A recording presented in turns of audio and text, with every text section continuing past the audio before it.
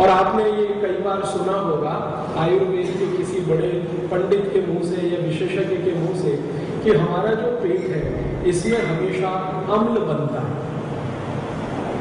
पेट में तेजाब बनता है, अम्ल बनता है।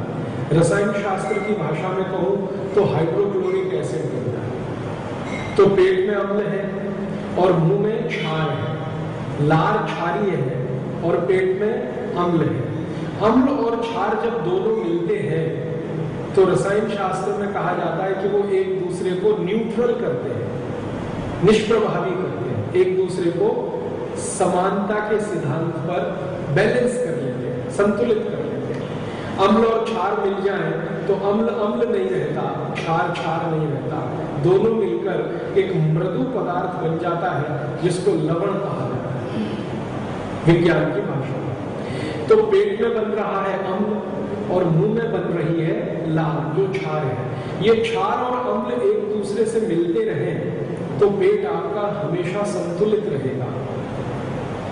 अगर पेट में अम्ल बन रहा है और ये लार अंदर ना जाए तो इतना अम्ल बढ़ जाएगा पेट में कि आप परेशान हो जाएंगे, जलेगा पेट आपका और वो जलन आपको मृत्यु के मुंह तक पहुंचा सकती है। इसलिए प्रकृति ने ऐसी व्यवस्था की है कि जहां अम्ल बने वहां पे क्षार जाए ताकि क्षार अम्ल को शांत रखे।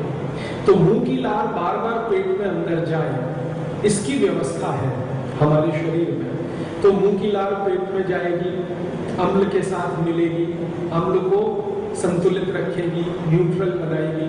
अम्लता नहीं बढ़ने पाए तो जिंदगी में कभी भी वात के रोग नहीं आ सकते।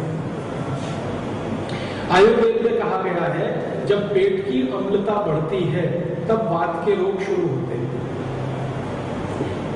और वात के रोगों की संख्या कल मैंने बताई 80 है, सबसे ज्यादा रोग है वात के।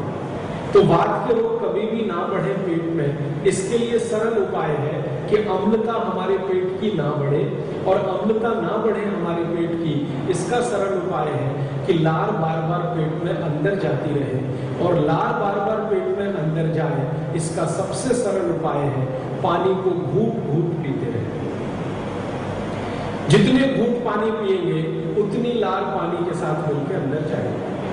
अब अगर आप पानी को एक साथ गटागट पीते हैं, मान लीजिए कई लोग तो पानी को ऐसे पीते हैं, मुंह ऊपर कर लिया, पूरा खोल लिया और सीधे पानी को डालते हैं तो पानी गर्दन में गिरते हुए जाता है। ये लाभकारी नहीं है क्योंकि इसमें लार नहीं मिलेगी। लार तो जीभ के आसपास और इधर उधर गाल में ज्यादा रहती है। जब आप पानी पीते हैं और मुंह को इस तरह से चलाते हैं तब पूरी लार मिल के अंदर जाती है। तो इसलिए कहा गया ये कि आप जब भी पानी पिए एक घूंट पानी पिए, मुंह में उसको घुमाएं, फिर उसको नीचे उतारें, फिर दूसरा घूंट पानी पिए, फिर मुंह में घुमाएं, फिर उसको नीचे उतारें, फिर तीसरा घूंट पानी पिए, फिर घुमाएं, फिर उतारें। ये तरीका सबसे अच्छा है पानी पीने। तो पानी हमेशा ऐसे पीना शुरू करें जैसे कि आप गर्म दूध पीते हैं। पानी हमेशा ऐसे पीना शुरू करें जैसे कि आप गर्म चाय पीते हैं।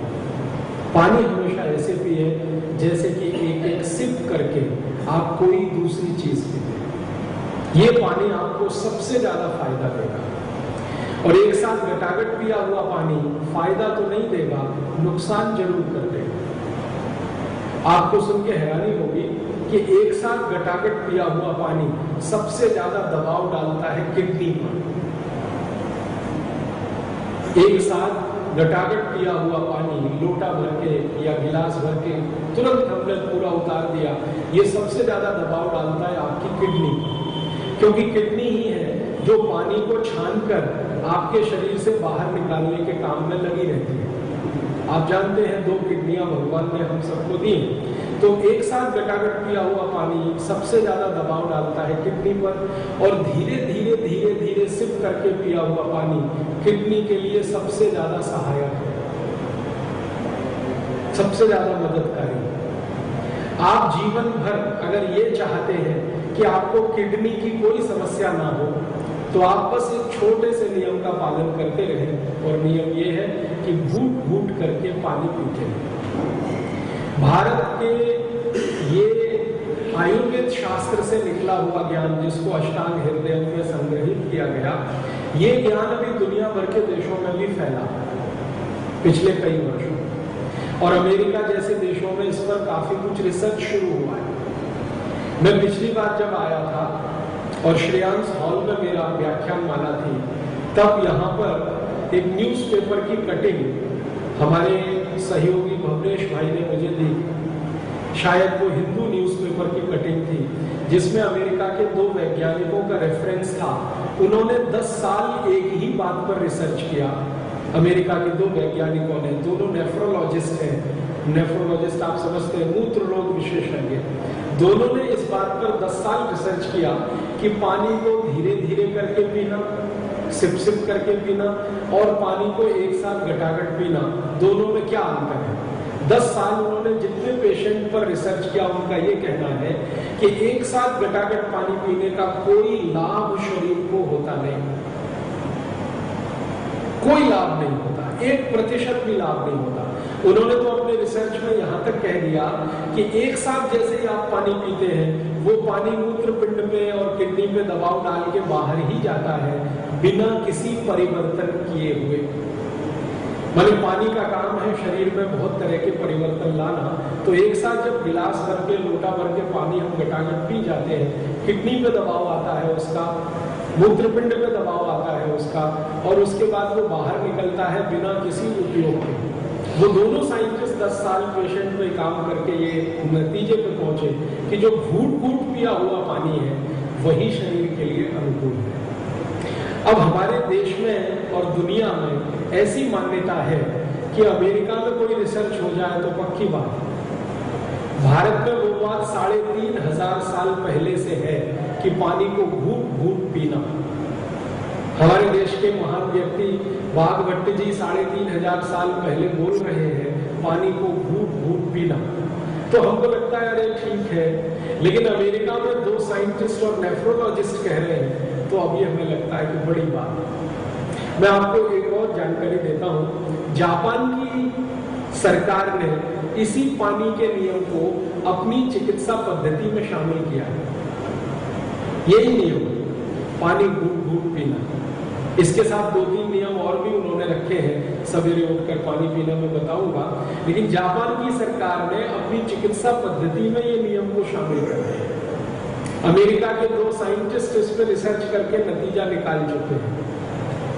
तो आपको अपने जीवन में थोड़ा एक परिवर्तन करना है कि पानी को घटाघट पीने की आदत छोड़कर घूट घूट पीने की आदत डालनी चाहिए।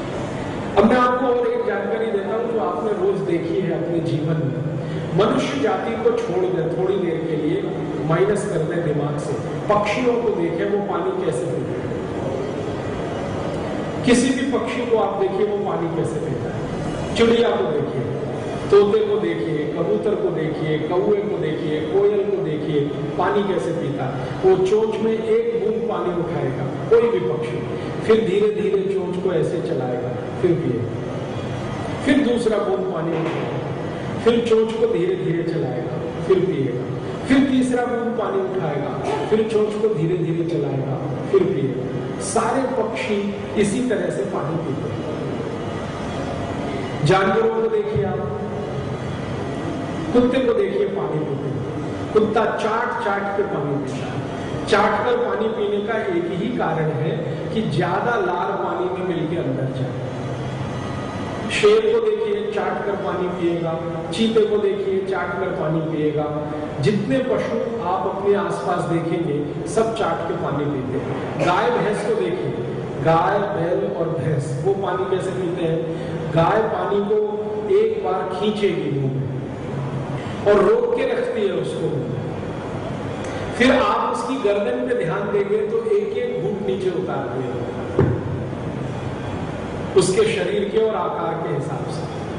भैंस भी ऐसे ही एक बार पानी को खींचेगी मुंह में, रोक के रखेगी, फिर गले से उतारेगी। बैल को देखेंगे आप, बैल भी ऐसे ही पानी पीता है। एक बार पानी को पूरा खींचेगा, मुंह में रोक के रखेगा बैल, फिर नीचे उतारेगा। सभी पशु, सभी पक्षी पानी वैसे ही पीते हैं जैसा अष्टांग हृदय में कहा गया।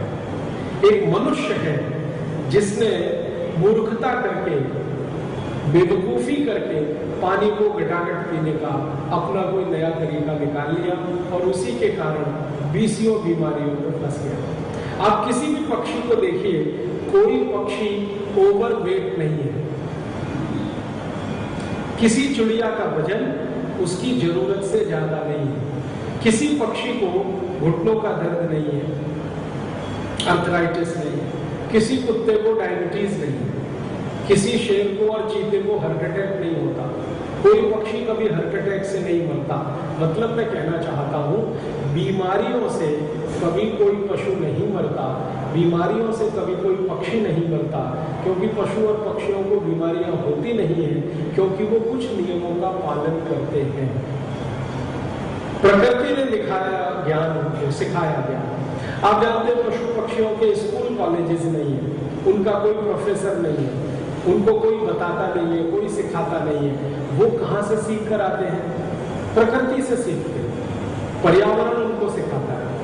या शायद दूसरे शब्दों में कहूं कि परमपिता परमात्मा ने उनको जन्म देते ही वो ज्ञान दे दिया। या वो पशु पक्षी अपने माता पिता से सीखते हैं, उनके अपने माता पिता हैं, उनसे सीखते हैं। वो सब प्रकृति से, भगवान की कृपा से, अनुकंपा से ये ज्ञान लेके आते हैं। बस महत्व की बात ये है कि उस ज्ञान को वो छोड़ते नहीं, बराबर अपनाते हैं, और उसी का लाभ है कि वो हमसे ज्यादा सुखी और स्वस्थ है। हमको ज्ञान मिला, छोड़ दिया किसी आलस्य के वश या अपनी कोई मूर्खता में या बेवकूफी में, तो वो मूर्खता और बेवकूफी और आलस्य को थोड़ा हम कम करेंगे तो ये ज्ञान हमें भी उतना ही लाभ करेगा जो पशु पक्षियों को करता है। तो आज का जो सबसे महत्वपूर्ण सूत्र है जो मैं आपके ध्यान में बिठाना चाहता हूँ वो यही है, पानी को घूट घूट करके पिए, सिप सिप करके पिए। जब भी पानी पिए हमेशा इस बात को याद रखें कि कभी भी जल्दबाजी में पानी न हो। अब इसी के साथ और एक सूत्र जोड़ देता हूं यहीं पर, पानी को कभी भी खड़े होकर ना पिए, हमेशा बैठकर पिए। कभी भी खड़े होकर पानी ना पिए, हमेशा बैठकर पानी पिए। वैसे तो हमारे घरों में जो बुजुर्ग होते हैं वो बराबर हमें टोकते रहते हैं, बैठ के पानी पी, खड़े खड़े मत पीना। तो बुजुर्गों ने जो हमें ज्ञान दिया है वो कुछ यही ज्ञान है जो अष्टांग हृदय जैसे शास्त्रों में, पानी कभी भी खड़े होके ना पिए, बैठ के पिए। अब आप बोलेंगे खड़े होके पीने में और बैठ के पीने में क्या अंतर है? बात सीधी सी ये है, जब आप खड़े होते हैं, स्ट्रेट सीधे खड़े होते हैं, तो पृथ्वी का जो गुरुत्वाकर्षण बल है वो आपके शरीर पर जहां केंद्रित है वो स्थान अलग है। और जैसे ही आप बैठ जाते हैं, मेरी तरह आप अपनी कुर्सी पर बैठे हैं, मैं ऐसे बैठा हूं, तो ये गुरुत्व केंद्र का स्थान फिर बदल जाता है। हम जब बैठी हुई स्थिति में होते हैं तो विज्ञान ये कहता है, आधुनिक विज्ञान, कि गुरुत्व केंद्र हमारी नाभि पर है। पृथ्वी में आप जानते हैं गुरुत्व बल है, गुरुत्वाकर्षण बल है, तो वो गुरुत्व बल का केंद्र नाभि पर होता है जब हम बैठे हुए होते हैं। जैसे ही हम खड़े होते हैं वो गुरुत्व केंद्र खिसक जाता है, वो नाभि से अलग हट जाता है। नाभि आप जानते हैं पूरे शरीर का केंद्र है, पूरे शरीर का केंद्र नाभि है। अब नाभि के ही नजदीक है जठर, जहां पर सब कुछ चीज जाती है। तो नाभि अगर गुरुत्व केंद्र के प्रभाव में है तो जठर भी उसके नजदीक होने के कारण गुरुत्व केंद्र के प्रभाव में है। तो बैठे हुए पानी पीने की स्थिति में वो पानी बहुत जल्दी शरीर में हजम होगा, पचेगा, क्योंकि गुरुत्व केंद्र काम कर रहा है, एक्स्ट्रा फोर्स काम कर रहा है हमारे जठर पर, नाभि के नजदीक होने के कारण। उस स्थिति में आप जब पानी पिएंगे तो वो पानी के बारे में सरल शब्दों में कहता हूं, वो जल्दी पचेगा और हजम होगा। पानी भी पचता है। आप जानते हैं कई बार ऐसे रोग हो जाते हैं कि लोगों को पानी भी नहीं पचता। जैसा पीते हैं या तो गुदा द्वार से निकल जाता है या मूत्र द्वार से निकल जाता है, बड़ी तकलीफ की स्थिति आ जाती है, पानी पचता भी नहीं है। ऐसे कई लोग होते हैं, कई बीमारी। तो पानी का भी पाचन होता है जैसे भोजन का होता है। तो बैठी हुई स्थिति में जब आप पानी पीते हैं तो उसका पाचन बहुत तीव्र है और बहुत लाभकारी है। खड़े होकर स्थिति में पिए हुए पानी का पाचन ना तो तीव्र है ना ही लाभकारी। इसलिए कहा गया अष्टांग हृदय में कि पानी हमेशा बैठकर पिए, कभी भी किसी स्थिति में पानी खड़े होकर न पिए। अब कोई मजबूरी आ जाए, जैसे कई बार मजबूरी है, आप सड़क पे जा रहे हैं, मान लीजिए बहुत तेज प्यास लगी है, बैठने का कोई स्थान नहीं है आपके पास, अब ये तो मजबूरी की बात है, अब क्या करें? तो इसके लिए भी शास्त्र कहता है कि आप उस मजबूरी की स्थिति में भी पानी अगर पी रहे हैं तो शरीर को थोड़ा झुकाएं, बेंड करें, फॉरवर्ड आगे की तरफ झुके और तब पानी पिए। अच्छा तो ये माना जाता है कि ये एक और ऐसे 90 डिग्री 90 अंश पर अगर आप बेंड होकर पानी पीते हैं तो बहुत अच्छा है, लेकिन 90 अंश होना आदर्श की स्थिति है, थोड़ा भी बेंड होकर पानी पीते हैं तो अच्छा है। तब मुझे याद आता है, और आप ध्यान करिए, हमारे यहाँ जो प्याऊ की व्यवस्था है वो ऐसी ही है। प्याऊ जो बनाई जाती है वो झुककर पानी पीने के लिए ही बनती है। वो ऐसी भी बन सकती है जो सीधे खड़े होकर पानी पिला दे आपको। कैसे बनेगी? जिस स्थान पर वो पानी पिलाने वाला पात्र रखा होता है ना, उस स्थान को ऊंचा कर दो, नहीं करते, उस स्थान को हमेशा नीचा किया जाता है और शरीर से नीचा किया जाता है ताकि हमें झुकना पड़े पानी पीने के लिए। इसका मतलब ये है हमारे लोग बहुत होशियार, बहुत इंटेलिजेंट।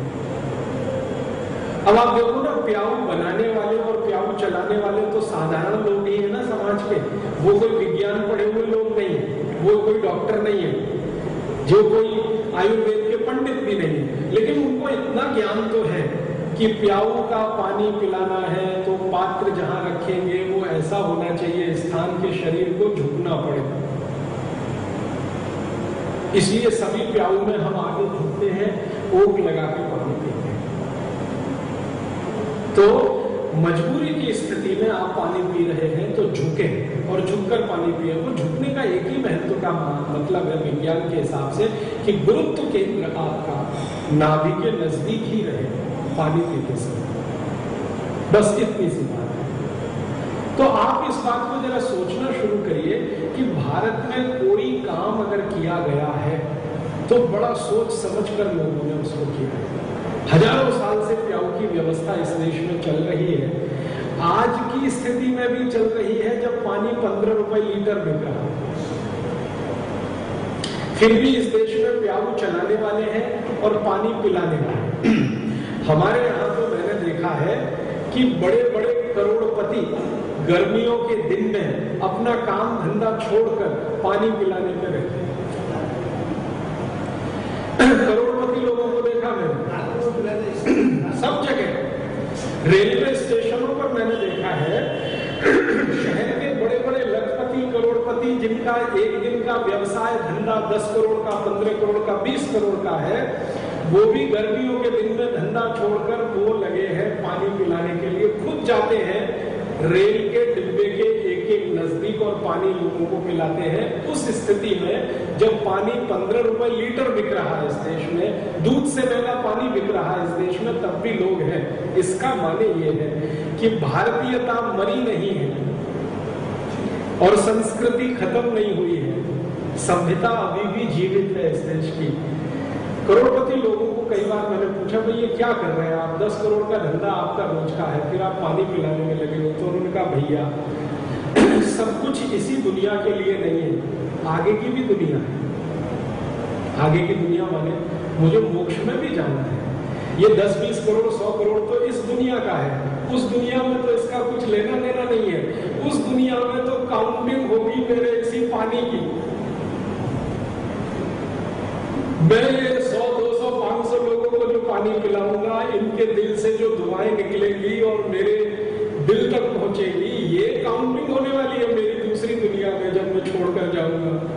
ये तो ऊंचाई की पराकाष्ठा है।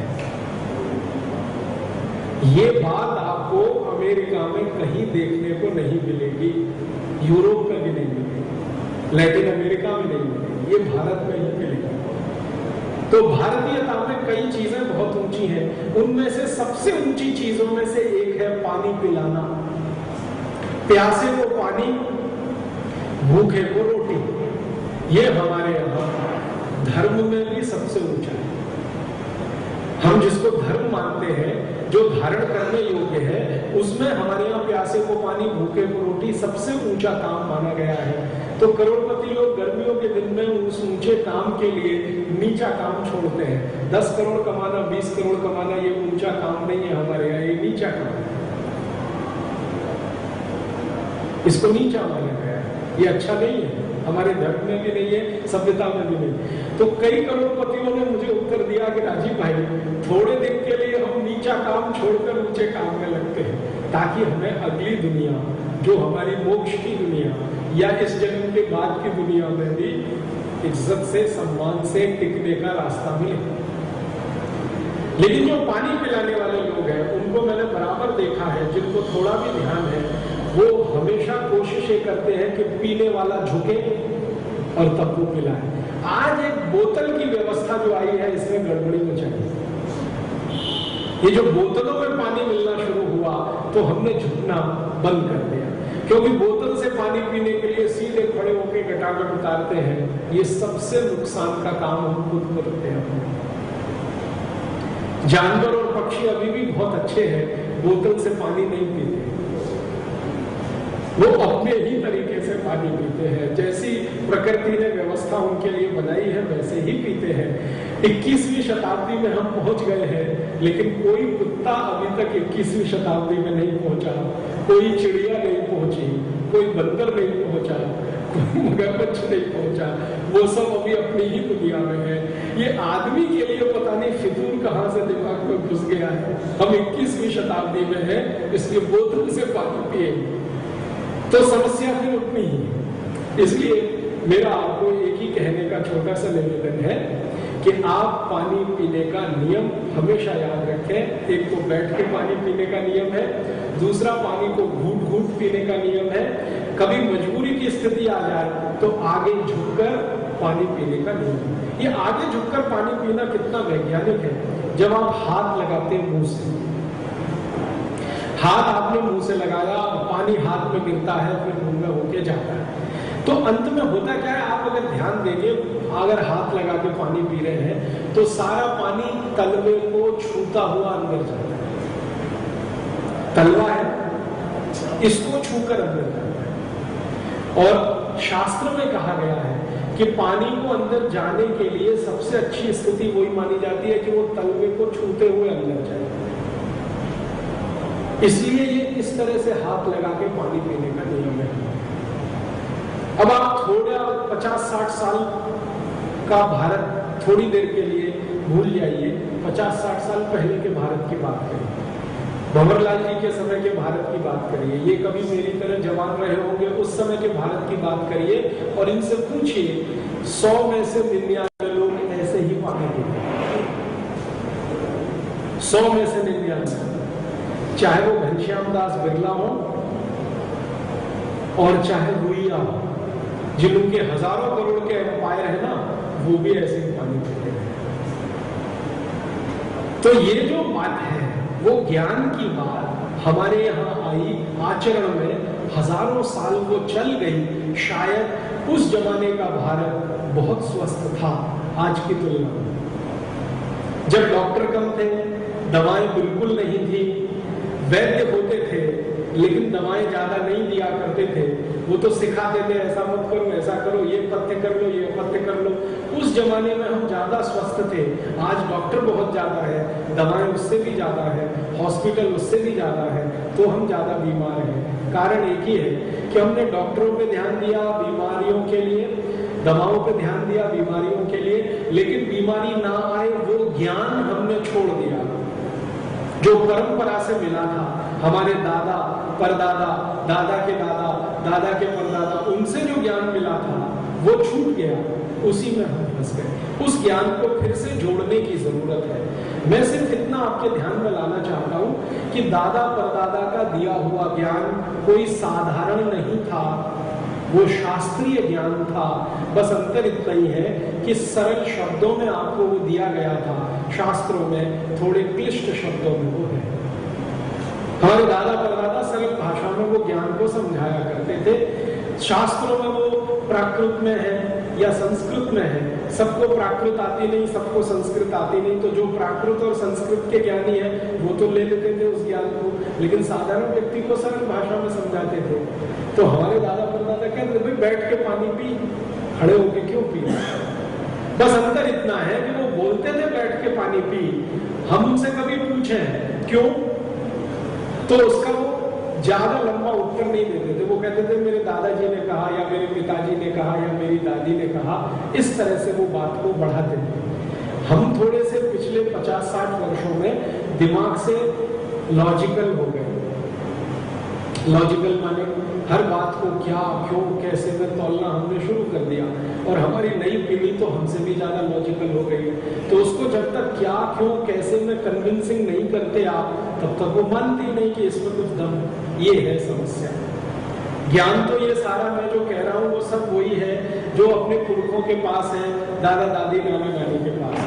बस इसमें इतना ही ये है कि मेरे जैसा आदमी इसमें लॉजिक लगा के आज के समय की भाषा में समझाने की कोशिश करता है।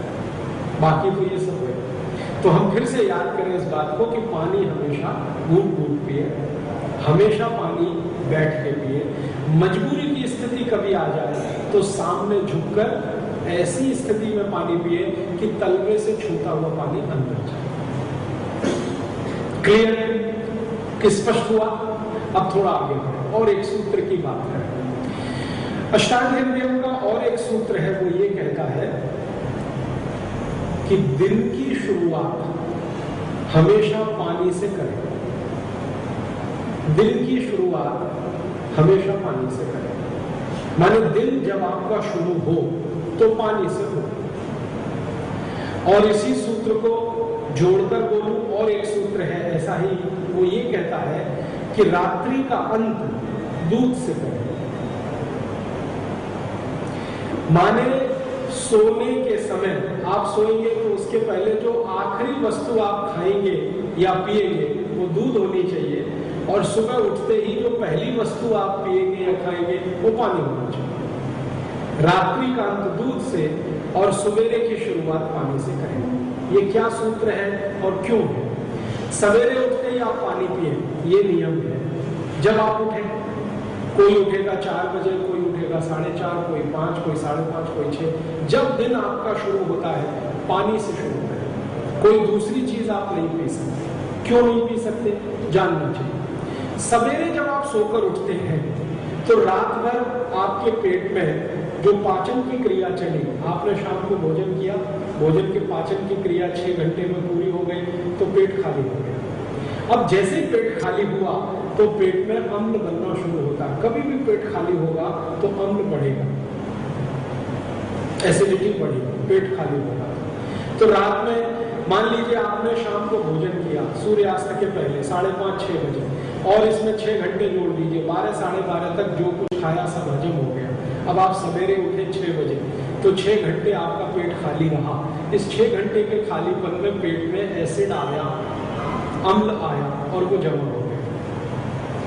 अब इस अम्ल को आपको न्यूट्रल करना है, नहीं तो ये तकलीफ कर देगा। इसको न्यूट्रल करने का सबसे सरल उपाय है मुंह की लार अंदर जाए। तो मुंह की लार को अंदर ले जाने का सबसे सरल उपाय है पानी पी लो। पानी भी अम्ल को कम करता है और मुंह की लार को और ज्यादा करता है। इसलिए आयुर्वेद में नियम बताया गया सुबह उठते ही पानी पीना। इसको स्वामी रामदेव जी अपने व्याख्यानों में कहते हैं, आपने टीवी चैनल पर सुना होगा या कभी उनका चेन्नई में शिविर हुआ तो आपने उनका शिविर भी किया होगा। वो कहते हैं उषा पान करो। उषा पान का मतलब यही है, सवेरे उठते ही सबसे पहले पानी पियो, क्योंकि अंदर जो तेजाब इकट्ठा हो गया, अम्ल इकट्ठा हो गया, इसको डाइल्यूट करना, इसको कम करना पानी मदद करेगा, और पानी के साथ लार जाएगी तो वो भी मदद करेगी। पानी पीना उठते ही इसका कारण है, उठते ही पानी पीना। तो आप इस नियम को याद रखें। अब हमने इस नियम को थोड़ा बदल दिया है। कल प्रश्न आया था, अब मैं यहाँ ले हमने इस नियम को ऐसे बदल दिया है कि जो अपने को 21वीं शताब्दी का मानते हैं, जो कहते हैं हम बहुत मॉडर्न हो गए हैं, हम बहुत आधुनिक हो गए हैं, वो उठते ही चाय पीते हैं। अच्छा, चाय के बारे में मैं एक जानकारी दूं, आप चाहे तो खुद प्रयोग करके देखें, नहीं तो मैं बता रहा हूं उसको मान लें, चाहे तो प्रयोग करें। चाय बहुत ही ज्यादा अम्लीय होती है, एसिडिक। चाय जो आप बनाते हैं ना, इसमें जो चीनी डालते हैं, चीनी दुनिया में सबसे ज्यादा अम्लीय चीज है, एसिडिक। चाय से भी ज्यादा चीनी, और चीनी के साथ चाय डाल दी तो डबल एसिडिक हो गई, और ज्यादा एसिडिक हो गई। अब पेट में पहले से ही अम्ल बना हुआ है और चाय पिएंगे तो अम्लता और बढ़ेगी, तो आप तो सवा सत्यानाश अपना खुद ही कर रहे हैं।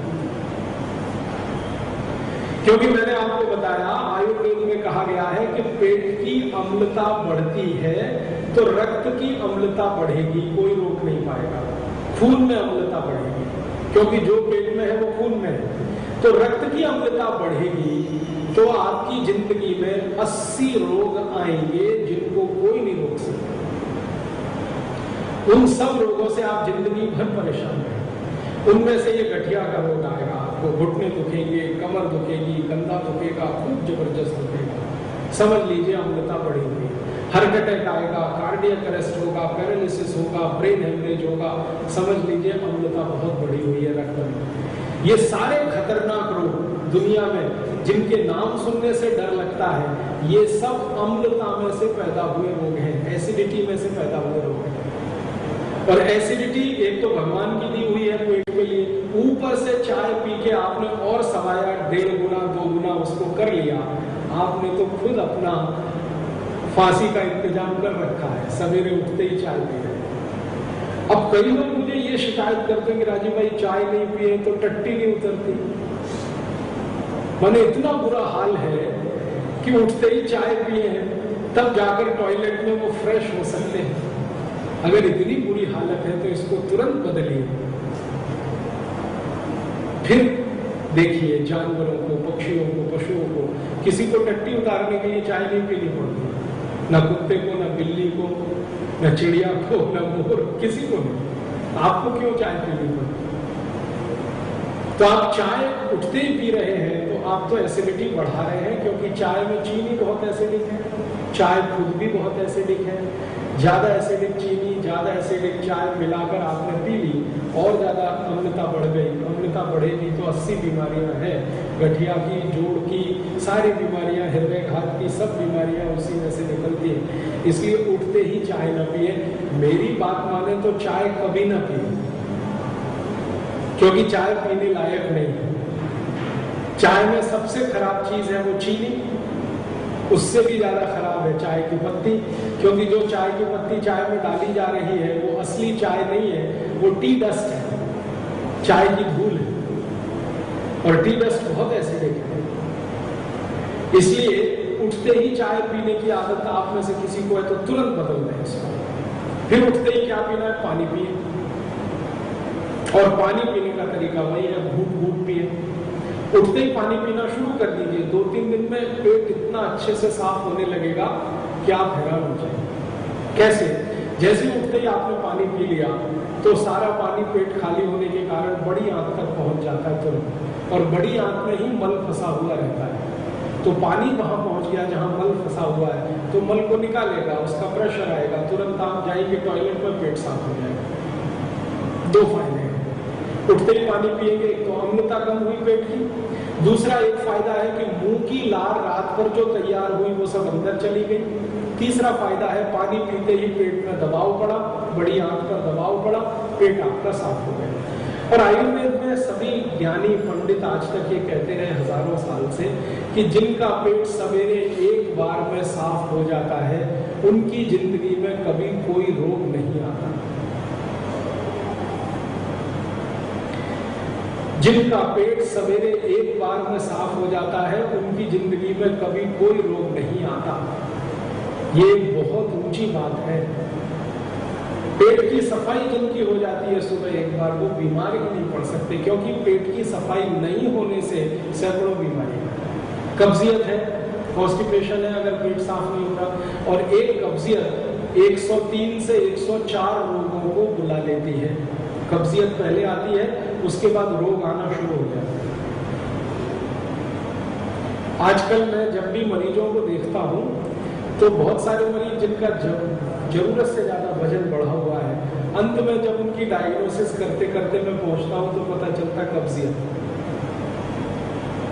अगर पेट आपका सवेरे साफ हो रहा है बराबर, मैं आपको स्टाम्प पेपर पर लिख के दे सकता हूं, वजन 1 किलो भी नहीं बढ़ेगा कभी भी ओबेसिटी नहीं आ सकती, वजन नहीं बढ़ सकता, घुटने नहीं दुख सकते, कमर नहीं दुख सकती, कंधा नहीं दुख सकता, संधिवात नहीं हो सकता, गाउट नहीं हो सकता, कुछ नहीं हो सकता, हार्ट अटैक नहीं आ सकता, कोलेस्ट्रॉल नहीं बढ़ेगा, ट्राइग्लिसराइड नहीं बढ़ेगा, क्योंकि कचरा सब निकल रहा है ना। फिर विष है कहाँ शरीर में? 24 घंटे में जितना विष तैयार हुआ सुबह सब निकल गया तो शरीर साफ। और ये ध्यान रखना है आपको, ये पानी की मदद से ही होगा। आपकी कब्जियत 10 साल की, 20 साल की, 25 साल की, 50 साल की इस एक नियम से ही खत्म हो जाएगी, सुबह उठते ही पानी पिए। फिर आपके मन में प्रश्न आएगा, उठते ही पानी पिए तो मुंह साफ करके पिए या बिना मुंह साफ करके पिए? हमेशा आयुर्वेद का ध्यान रखिए, बिना मुंह साफ किए पानी पिए। मुंह साफ करने की आपको अगर तीव्रता है तो रात को सोने से पहले मुंह साफ कर लें। जब आप सोने जा रहे हैं ना, दांत साफ कर लें, दंत मंजन कर लें, दातुन कर लें, जो करना है, फिर सो जाएं मुंह साफ करके। उठते ही कुल्ला नहीं करना, क्योंकि उठते ही कुल्ला किया तो अंदर की लार तो गई, वो तो अंदर जाने के लिए, फेंकने के लिए नहीं। सुबह के लार के बारे में आपने सभी जैन संतों के मुंह से सुना होगा कि ये थूका तो महापाप। मैंने वो करके देखा। एक बार मैंने एक जैन संत के मुंह से ये सुना। एक जैन संत है आचार्य चंद्रशेखर विजय जी महाराज, उनके मुंह से सबसे पहले मैंने सुना कि ये थूकना नहीं चाहिए, हिंसा होती है। बैठ गई बात दिमाग में। फिर ये अष्टांग हृदयम पढ़ना शुरू किया, आयुर्वेद की जानकारी ली तो समझ में आ गई। महाराज साहब को मैंने पूछा क्यों नहीं थूकना चाहिए, तो उन्होंने कहा बहुत पाप लगता है। तो क्यों पाप लगता है? तो उन्होंने कहा थूक के देखो, जीव मर जाते हैं। तो मैंने एक दिन करके देख लिया, सच में क्यों। मेरे घर के आसपास एक ऐसा स्थान है जहाँ बहुत चींटियां निकलती हैं। मैंने वहां थूक दिया और थोड़ी देर के बाद घूम के आया तो सब चींटियां मरी हुई। कारण क्या है? सुबह के मुंह की लार बहुत ज्यादा क्षारीय होती है, एल्कलाइन बहुत, और ज्यादा क्षारीय चीज भी दम निकाल देती है किसी, जैसे अम्लीय चीज निकाल देती है वैसे ज्यादा क्षार से भी तो मर गई चींटियां। तो धर्म ने तो उसको हिंसा और अहिंसा से जोड़ दिया, लेकिन इसी बात को आयुर्वेद ने जोड़ा आपके शरीर के स्वास्थ्य से, कि सुबह की लार चूंकि ज्यादा क्षारीय है तो अंदर ले जाओ ताकि अम्ल को शांत करे, थूको मत इसको। तो इसलिए कुल्ला नहीं करना, दांत साफ नहीं करना, उठते ही पानी पीना। पीने का तरीका याद रखना, घूट घूट, सिप सिप करके, थोड़ा थोड़ा, ताकि लार पूरा आराम से अंदर जाती जाए और आपके पेट की अम्लता को शांत करती जाए। ये एक नियम। इसके आगे बढ़ते हैं। अब प्रश्न उठता है कि सुबह उठते ही पानी पीना, दिन की शुरुआत पानी से करना, तो इसका आधा हिस्सा छूट गया, रात का अंत दूध से करना। तो रात को दूध क्यों पीना, ये बात मैं कल कह चुका हूं, आज फिर दोहरा रहा हूं कि रात का समय हमारे पेट में ऐसे पाचक रस सबसे ज्यादा होते हैं जो दूध को पचाते हैं। इसलिए शास्त्र में कहा गया कि दूध पी लो, ताकि पाचक रस है उनका भी उपयोग हो जाए और दूध की एक एक बूंद आपके शरीर के काम है। तो दूध पी के सोना और उठते ही पानी पीना, ये नियम आप अपने बच्चों में डाल दीजिए संस्कार के रूप में, क्योंकि हमारे यहाँ तो ज्ञान को संस्कार में डालने की परंपरा है भारत में। जिस ज्ञान को पीढ़ी दर पीढ़ी आगे बढ़ाना हो वो बच्चों में डाल दो संस्कार में, तो बच्चे आगे लेके जाएंगे, फिर उनके बच्चे होंगे, वो अपने बच्चों को संस्कार दे देंगे, फिर उनके होंगे, फिर वो, और इस तरह से ये हजारों साल चलता है। बस आपको ध्यान ये रखना है कि आप इसका उपयोग करें और अपने बच्चों को भी उपयोग करने के लिए कहें। अब इसके आगे का एक सूत्र है, वो आप पूछेंगे भी प्रश्न के रूप में कि सवेरे उठते कितना पानी पिए, उसकी कोई मात्रा तो होगी, मात्रा तो हर चीज की है। तो सुबह उठते ही पानी कितना पिए, कितनी मात्रा होनी चाहिए। सामान्य रूप से ये कहा गया है कि जिनकी उम्र 18 वर्ष से लेकर 60 वर्ष के बीच में है, जिनकी उम्र 18 वर्ष से लेकर 60 वर्ष के बीच में है, ये सामान्य रूप से 3 साढ़े 3 गिलास पानी पिए। और गिलास जो मैं बोल रहा हूँ वो मध्यम साइज का, मध्यम आकार का, जिसमें 300 मिलीलीटर तक पानी आता है। मतलब एक है कि 1 से सवा लीटर पानी पिए सुबह। और जिनकी उम्र 60 वर्ष के ऊपर है उनके लिए है कि वो लगभग 2 गिलास तक पानी पिए। और जिनकी उम्र 18 वर्ष से कम है उनके लिए है कि वो 1 से 1.5 गिलास पिए। तो 18 से कम वाले 1 से 1.5 गिलास पिए, 18 से 60 के बीच वाले 3 से साढ़े 3 गिलास पिए, 60 के ऊपर वाले लगभग 2 गिलास। पीने का तरीका याद रखना है, सिप सिप करके, घूट घूट करके पिए। सुबह उठते ही इतना पानी पिए। और एक नियम मैं आपको बता देता हूं, वो आधुनिक विज्ञान का है, भागवत जी ने उसके बारे में नहीं कहा। आधुनिक विज्ञान का एक नियम है कि एक दिन में कितना पानी पिए। ये मन में आता है ना, अगर मैं ही अपने मन में प्रश्न पूछूं भाई मुझे एक दिन में कितना पीना चाहिए, आप पूछे मुझे एक दिन में कितना पानी पीना चाहिए, तो इसका सरल तरीका है जांचने का, वो ये कि आप एक दिन में जितना कुल द्रव पदार्थ पीते हैं, एक दिन में कुल जितना द्रव पदार्थ पीते हैं उसका 2/3 पानी पिए। कुल द्रव पदार्थ जिसमें दूध भी है, मट्ठा भी है, लस्सी भी है, शरबत भी है, सब कुछ मिला ले। तो मान लीजिए हम एक दिन में कुल द्रव पदार्थ पीते हैं, कल्पना करें 4 लीटर, तो इसका 2/3 पानी होना चाहिए और 1/3 बाकी चीजें होनी चाहिए। तो 3 लीटर पानी होना चाहिए और 1 लीटर आपका दूध आ गया, मट्ठा आ गया, लस्सी आ गई, उसमें जूस आ गया या कोई भी चीज। तो कुल द्रव पदार्थ का 2/3 पानी पिए और 1/3 बाकी सब चीजें। और इसको और आधुनिक विज्ञान जोड़ता है वजन के साथ, शरीर के वजन के साथ। अगर आपका वजन मान लीजिए 70 किलो, कल्पना करिए 70 किलो, तो आपको कुल द्रव पदार्थ कितना पीना चाहिए? तो उसका ये है कि 70 किलो में 10 का भाग दे दो और उसमें से 2 घटा दो, तो 10 का भाग देंगे लगभग आएगा 7 और 2 घटाएंगे तो आ गया 5। अब ये 5 लीटर कुल द्रव पदार्थ है, कुल द्रव पदार्थ। उसमें 1/3 छोड़ दो दूध के लिए, मट्ठे के लिए, जूस के लिए, सब चीजों के, और 2/3 छोड़ दो पानी। ये है आइडियल, आदर्श। लेकिन आदर्श अगर नहीं हो पा रहा है तो थोड़ा कुछ कम ज्यादा हो सकता है, बस इतना ही। तो इसको हमेशा आप याद रखें। आगे बढ़ते हैं, एक और सूत्र की बात करते हैं। सूत्र ये है, पानी का ही सूत्र है वो ये कि कभी भी शरीर के तापमान से कम तापमान का पानी ना पिए। मतलब हमेशा गुनगुना पानी पिए, मतलब हमेशा हल्का गर्म पानी पिए। ये है सीधा सा मतलब है, ठंडा पानी ना पिए, क्योंकि ठंडे पानी का तापमान शरीर के तापमान से अलग है।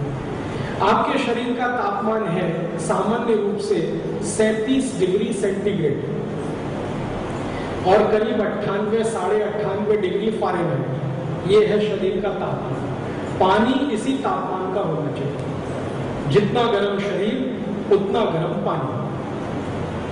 ऐसे पानी पीना, ठंडा नहीं पीना। अब ठंडे पानी का माने है फ्रिज में रखा हुआ पानी। ठंडे पानी का मतलब है बर्फ डाला हुआ पानी। तो फ्रिज में रखा हुआ पानी अगर आप उसका तापमान नापेंगे तो 10 डिग्री के आसपास आता है। कई बार फ्रिज में रखे हुए पानी का तापमान आप नापेंगे तो 4-5 डिग्री भी आता है, क्योंकि 3-4 दिन अगर रखा रहा तो 4-5 डिग्री का पानी हो जाता है। और बर्फ डाला हुआ पानी भी इतना ही होता है, 4-5 डिग्री से 10 डिग्री। ये बहुत ठंडा है। शरीर है गर्म, पानी है ठंडा, तो झगड़ा होगा। गर्म शरीर में ठंडा पानी डालेंगे तो कुछ गड़बड़ होने वाली है, वो करके देख लीजिए। तवे को गर्म करिए, खूब गर्म हो जाए, फिर पानी डाल के देखिए ठंडा, पानी सारा जल जाएगा, माने तवे के काम पानी नहीं आएगा, वाष्प बन के उड़ जाएगा। तो आपने देख लिया अगर बाहर की दुनिया में, तो अंदर की दुनिया में भी कुछ गड़बड़ होगी। अंदर की दुनिया में एक ही गड़बड़ होगी कि शरीर गर्म है, पानी ठंडा है, गर्म शरीर में ठंडा पानी डाला आपने, मान लीजिए फ्रिज का पानी 4-5 डिग्री का आपने 37 डिग्री के गर्म शरीर में डाल दिया, तो गड़बड़ एक ही होगी। एक तो ठंडा पानी या तो शरीर को ठंडा करेगा या शरीर पानी को गर्म करेगा, कुछ एक होने वाला है दोनों। मान लीजिए, थोड़ी देर के लिए कल्पना करिए, हालांकि ऐसा होता नहीं है लेकिन कल्पना करिए, ठंडे पानी ने शरीर को ठंडा कर दिया, पेट को ठंडा कर दिया। पेट के ठंडा होते ही शरीर ठंडा होता है, 3 मिनट लगते हैं बस। पेट अगर ठंडा हुआ तुरंत शरीर ठंडा होता है, हृदय ठंडा, किडनियां ठंडी, लीवर ठंडा, सब ठंडा। और ये शरीर ठंडा तो दिमाग भी ठंडा, दिमाग ठंडा तो 3 मिनट में मृत्यु, और कोई नहीं बचा सकता। और जैसे ही सब ठंडा हुआ तो जो घर वाले आपको बहुत प्रेम और मोहब्बत करते थे वो घर के बाहर ले जाके रख देते, भाई अब ये ठंडा हो, अब ये काम करें। कल तक जो लोग आपसे प्रेम करते हैं, मोहब्बत करते हैं, आपके साथ जीने मरने की कसमें खाते हैं, आपके शरीर के ठंडा होते ही अरे ले जाओ भाई, जल्दी करो, क्यों देर कर रहे हो, लेके जाओ, जला के आओ। क्यों? ठंडी चीज रखी नहीं जाती, मतलब शरीर ठंडा हो जाए तो रखने के काम का नहीं है। हमारे यहाँ तो कहा जाता 24 घंटे के अंदर तो उसका अंतिम संस्कार हो ही जाना चाहिए। तो आप जानते हैं ठंडा शरीर काम का नहीं है, तो क्यों आप ठंडा पानी पी पी के इसको ठंडा बनाने की कोशिश करें? मतलब ठंडा पानी बंद कर। और अब दूसरी बात बताता हूं, ये तो सरल बात बताई उदाहरण देके, विज्ञान की जानकारी थोड़ा इसमें जोड़ना चाहता हूं। हमारे शरीर का जो अंदर का पूरा तंत्र है, इसके काम करने का जो टेम्परेचर रेंज है, तापमान का क्रम है, वो क्या है? हमारा शरीर बहुत अच्छा काम कर सकता है 47 डिग्री सेंटीग्रेड तक गर्म हो और 27 डिग्री सेंटीग्रेड तक ठंडा हो। तो मतलब बिल्कुल साफ है कि शरीर को कम से कम तापमान जो चाहिए वो 27 डिग्री का चाहिए, अधिक से अधिक जो तापमान चाहिए वो 47 डिग्री का चाहिए। तो 27 डिग्री से 47 डिग्री के बीच के तापमान पर ही शरीर काम करता है, ऐसे जानना चाहिए। अब ठंडा पानी आपने पिया है तो वो 10 डिग्री का है, भले 27 डिग्री से कम, तो वो तकलीफ कर देगा। इसलिए मत पीना, कभी भी ठंडा पानी मत पीना। मेरा तो सभी माताओं से, बहनों से विनती है कि फ्रिज में पानी ही नहीं रखना, क्योंकि फ्रिज पानी रखने के लिए नहीं बना है। फ्रिज तो बना है दवाएं रखने के लिए, जो दवाएं गर्मी में खराब हो जाए, ऐसी दवाएं रखने के लिए रेफ्रिजरेटर का आविष्कार हुआ। ये तो हमने जबरदस्ती घर में ले आया स्टेटस सिंबल के, शान बढ़ाने के। शान बढ़ानी कैसे है? पड़ोसी के घर में है तो अपने घर में क्यों नहीं होना चाहिए? पड़ोसी भले कुएं में कूदेगा तो हमें क्यों नहीं कूदना चाहिए? उसका दिमाग खराब है तो हमारा क्यों नहीं होना चाहिए? हम तो सब मर गए हिंदुस्तानी एक ही बात में, भला उसकी कमीज मेरी कमीज से ज्यादा सफेद कैसे? एक विज्ञापन आता है, सारा पढ़ा लिखा हिंदुस्तान इसी में डूब गया, न सोचा न समझा, हम तो लग गए अंधेपने से नकल कर। किसी भी पड़ोसी से पूछा भाई तुमने फ्रिज क्यों लाया, वो पड़ोसी के घर आया, अंत में पूछा तुम क्यों लाए, तो वो अमेरिका लाया। अब अमेरिका ने कुछ मूर्खता की होगी तो तुम क्यों कर रहे हो? या यूरोप के लोगों ने कुछ किया होगा, उन्होंने फ्रिज लाया दवाओं को सुरक्षित रखने के लिए, हमने वो फ्रिज लाया पानी रखने के लिए। अब पानी रखा है फ्रिज में, उसी को पीते रहते हैं और दूसरों को पिलाते रहते हैं, शरीर का इतना नुकसान होता है। और धर्म के हिसाब से जीव हिंसा तो होती ही है, क्योंकि आप जानते हैं ठंडे पानी में जितनी जीव हिंसा होती है उतनी गर्म में नहीं होती। सबसे ज्यादा जीव राशि ठंडे पानियों में ही होती है। तो धर्म में भी जो आया वो विज्ञान से ही आया, आयुर्वेद में से ही आया। तो आप अगर धर्म पालन करना चाहते हैं तो भी आपका धर्म कहता है, जैन धर्म कहता है कि आप ठंडा पानी न पिए। आयुर्वेद की जानकारी के हिसाब से मैं कह रहा हूँ ठंडा पानी न पिए। अष्टांग हृदयम में भी ये कहा गया है ठंडा पानी कभी न पिए। तो आप बोलेंगे फिर पानी कैसा पिए? हमेशा गुनगुना पानी पिए। एक शब्द है गुनगुना, ना ज्यादा गर्म ना ज्यादा ठंडा। इसी को शायद और एक शब्द में कहते हैं मराठी में कोमट पानी पिए, हल्का गर्म पानी, ल्यूक वार्म, वैसा पानी पिए। क्योंकि आपका जो शरीर है, मैं फिर से वो बात दोहरा रहा हूं कि अपना शरीर जो हल्का गर्म है, ज्यादा गर्म नहीं है, 37 डिग्री हल्का गर्म माना जाता है, तो हल्के गर्म शरीर में हल्का गर्म पानी ही अनुकूल होगा। तो आप हमेशा जीवन में याद रखें कि पानी गुनगुना हल्का गर्म ही पिए, फ्रिज का कभी नहीं, बर्फ डाला हुआ गलती से भी नहीं। किसी को ना पिलाएं और किसी के आग्रह को स्वीकार भी ना करें। कई बार लोग आग्रह करते हैं, अरे भाई पी लो, एक दिन में क्या हो जाएगा, क्या बिगड़ जाएगा। उनसे कहो भाई नियम है तो नियम है, वो एक दिन टूटा तो 100 दिन टूटेगा, 100 दिन टूटा तो जिंदगी में कभी नहीं बनेगा। नियम तो नियम है। हमने बाधा ले ली या संकल्प ले लिया या स्वीकार कर लिया तो हम तो नहीं करते। फिर लोग आपके हिसाब से चलना शुरू कर देंगे। एक आध बार ऐसा होगा, लोग आपको कहेंगे भाई शरबत पीना है तो गर्म पानी में कैसे पीना, वो तो ठंडे में ही होगा। तो उनसे कहिए गुनगुने पानी में भी शरबत बनता है। चाय बनती है ना कि गर्म होके, तो गुनगुने पानी में भी शरबत बन सकता है, ठंडे पानी में बर्फ डाले हुए में ही क्यों। तो इस तरह से आप इसको अपने जीवन में कर लें। इसके इतने फायदे होंगे आप सोच नहीं सकते। मैं आपको मेरे 10 साल का तजुर्बा बताता हूँ। 10 साल पहले मैं खुद ठंडा पानी बहुत बार पीता था और अब मैंने 10 साल लगभग हो गया बंद कर दिया ठंडा पानी पीना, फ्रिज का पानी पीना।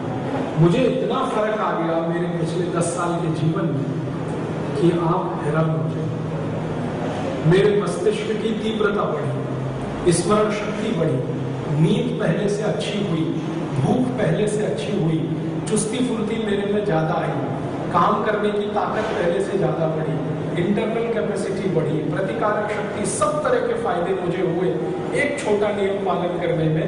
ठंडा पानी बन गया।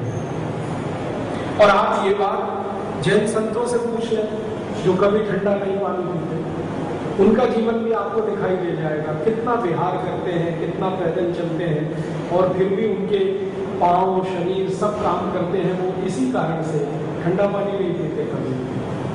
मैंने तो कई जैन संतों को देखा उबलता हुआ पानी पीते, कितना बहुत सारे जैन संतों का उदाहरण हमारे सामने है। आयुर्वेद के पंडितों से आप पूछ ले जाकर, उनके बहुत सारे उदाहरण हैं। आप खुद अपने जीवन में आज से शुरू करेंगे, परिणाम आपको दिखाई देगा। एक छोटी सी बात कहकर इस नियम को पूरा करूंगा, फिर प्रश्नोत्तरी का समय होगा। अमेरिका में और यूरोप के देशों में आप कभी भी जाए, कभी भी जाए, तो वहां आप देखेंगे लोग बहुत ठंडा पानी पीते हैं, चिल्ड वाटर। अमेरिका में तो इतना मूर्खता है, इतनी मूर्खाई है कि पानी को फ्रिज में रखेंगे, 3 दिन 4 दिन 5 दिन रखा रहेगा, खूब ठंडा हो जाएगा, फिर वो ठंडे पानी को निकालेंगे, फिर ऊपर से बर्फ डालेंगे, फिर पिएंगे। इतना ठंडा पानी। परिणाम क्या होता? बहुत ठंडा पानी पीते हैं तो कहा जाता है कि जठर की अग्नि पूरी तरह से मंद हो जाती है, शांत हो जाती है, अग्नि शांत हो जाती है। अब जठर की अग्नि शांत हो गई तो खाना पचेगा नहीं, खाना पचेगा नहीं तो सड़ेगा, सड़ा हुआ खाना सब तरह की गड़बड़ी पैदा करेगा। तो अमेरिका और यूरोप के लोगों को मैंने देखा, उनमें इतनी गड़बड़ी है कि सवेरे जब वो संडास घर में जाते हैं तो 1-1 घंटे तक बाहर नहीं आते। पेट साफ होने में उनको 1-1 घंटा लगता है। कारण ठंडा पानी, क्योंकि बहुत ठंडा पानी पीने से आपकी अंतड़ियां ठंडी है, जठर ठंडा है, बड़ी आंत ठंडी है। बड़ी आंत ठंडी है तो उसमें एक्सपेंशन नहीं हो सकता, उसमें फ्लेक्सिबिलिटी चली गई तो मल निकलता नहीं, मल अंदर ही फंसा रहता है 1-1 घंटे, और पूरी ताकत लगाते हैं लेकिन मल नहीं निकलता। बहुत दिन के बाद मेरे समझ में आया कि अमेरिकन लोग अपने संडास घर में कमोड सीट क्यों लगाते हैं, वो हिंदुस्तानी पद्धति में क्यों नहीं बैठते हैं। कमोड सीट के बारे में जब मैं उनसे पूछता हूँ कि भाई तुम्हारे घर में ये जो लेट्रिन है ये कमोड स्टाइल की क्यों है, तो वो कहते हैं कि हमको 1 घंटा बैठना है। हिंदुस्तानी पद्धति की जो लेट्रिन पॉट है वो तो 5 मिनट बैठने के लिए है, 5 मिनट में बैठ के उठ गए, लेकिन उनको तो 1 घंटा बैठना है क्योंकि पेट साफ हो नहीं रहा है। तो आराम से एक सीट बना लिया, कुर्सी की तरह से बैठ गए उस पर और न्यूज़पेपर पढ़ते रहते, मैगजीन पढ़ते रहते। सभी अमेरिकन टॉयलेट रूम में लाइब्रेरी होती है। बहुत दिन बाद मेरे समझ में आया कि वो लाइब्रेरी उनकी मजबूरी का कारण है, उनका टाइम पास करना है 1 घंटे 1.5 घंटे, तो क्या करें, अखबार पढ़ते रहते, कमोड पे बैठे रहते। कमोड पे बैठने का कारण है ठंडा पानी। आयुर्वेद में ये कहा गया है कि जो व्यक्ति बहुत स्वस्थ है, स्वस्थ होने का हमारा पैरामीटर क्या है? भारत के आयुर्वेद के सभी विशेषज्ञ कहते हैं कि स्वस्थ होने का सबसे आसान, अगर किसी में लक्षण खोजना हो कि ये स्वस्थ है कि नहीं है, तो ये देखो कि वो संडास घर में कितना समय लगाता है। हमारे यहाँ ये माना जाता है कि आप टॉयलेट में गए और बाहर निकले तो सबसे ज्यादा स्वस्थ। समय लगना ही नहीं चाहिए, बैठे और पेट साफ और बाहर 2-3 मिनट में जो संडास घर से निकलते हैं वो सबसे ज्यादा स्वस्थ है। 5 से 10 मिनट में निकलते हैं वो थोड़े कम स्वस्थ हैं, और जिनको 20-25 मिनट लगते हैं वो तो सोचना शुरू करें, और जो 1-8 घंटे बैठ लेते हैं उनका तो भगवान ही मना करे। और ये सारा दुष्कर्म शुरू होता है ठंडे पानी से, क्योंकि पानी जब बहुत ठंडा आप पीते रहते हैं, जठर ठंडा है, अग्नि बंद हो गई, सब कुछ बंद हो गया, बड़ी आंत आपकी ठंडी पड़ गई, छोटी आंत ठंडी पड़ गई, तो इसमें से समस्या है। इसलिए मेरा ये कहना है कि अमेरिका में जो गलती हो रही है लोगों से वो आप ना करें। कम से कम आप अपने घर में फ्रिज का पानी, बर्फ का पानी रखना बंद कर दें, पीना बंद कर दें, पिलाना बंद कर दें। एक तरफ आपका धर्म पालन होगा और दूसरी तरफ आपका शरीर और स्वास्थ्य पहले से ज्यादा अच्छा होगा। हमेशा गुनगुना पानी पीने की कोशिश करें। तो अब इस नियम को हर जगह देखें लागू करके। आप खाना खाने के बाद पानी पीना है, 1-1.5 घंटे के बाद पीना है तो गुनगुना, सवेरे उठ के पानी पीना है तो भी गुनगुना। अगर बहुत ज्यादा गर्मियों का मौसम आ गया और आपको लगता है कि गुनगुना पानी भाता नहीं, तो उस समय कहा गया है कि सामान्य तापमान का पानी पी लें। अब सामान्य तापमान का पानी से मतलब होता है रूम टेम्परेचर का पानी। अब भोजन के नियम के बारे में आज से मैं शुरू करता हूँ। भोजन कैसे करें? भोजन के बारे में पहला नियम है कि जब भी खाना खाएं तो खाने को इतना चबाएं कि जितने आपके दांत, माने धीरे धीरे चबा चबा कर खाना खाएं, जल्दी जल्दी कभी भी खाना ना खाएं। अब जितने हमारे दांत उतनी बार चबाएं, इसका मतलब सीधा सा ये है कि रोटी का एक टुकड़ा मुंह में रखा तो कम से कम 32 बार चबाएं, क्योंकि 32 दांत।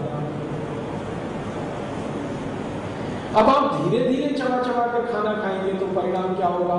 मुंह की लार खूब अच्छे से खाने में मिलेगी, और ये मुंह की लार है ना, अंदर जाकर पेट के अम्ल को शांत करेगी तो खाना पचने का क्रिया शुरू होगा।